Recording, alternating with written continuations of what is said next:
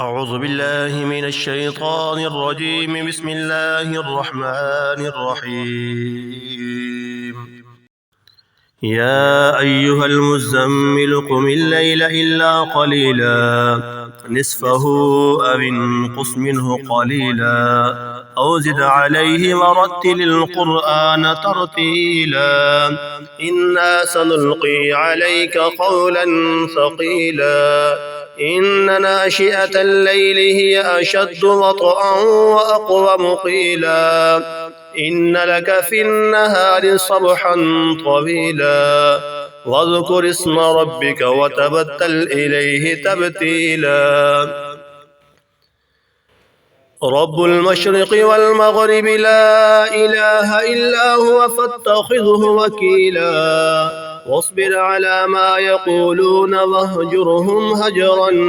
جميلا وذرني والمكذبين أولي النعمة ومهلهم قليلا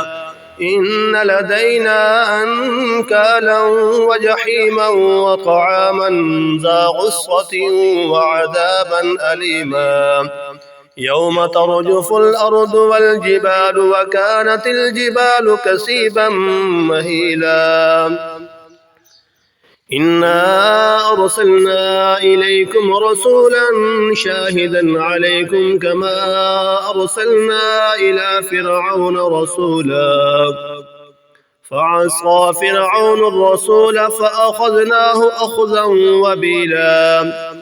فكيف تتقون إن كفرتم يوما يجعل الولدان شيبا السماء منفطر به كان وعده مفعولا إن هذه تذكرة فمن شاء اتخذ إلى ربه سبيلا إن ربك يعلم أنك تقوم أدنى من ثلثي الليل ونصفه وثلثه وطائفة من الذين معك والله يقدر الليل والنهار علم أن لن تحصوه فتاب عليكم فاقرؤوا ما تيسر من القرآن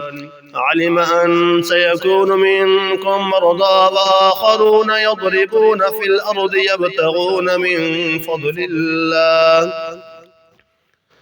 وآخرون يقاتلون في سبيل الله فاقرؤوا ما تيسر منه وأقيموا الصلاة وآتوا الزكاة وأقرضوا الله قرضا حسنا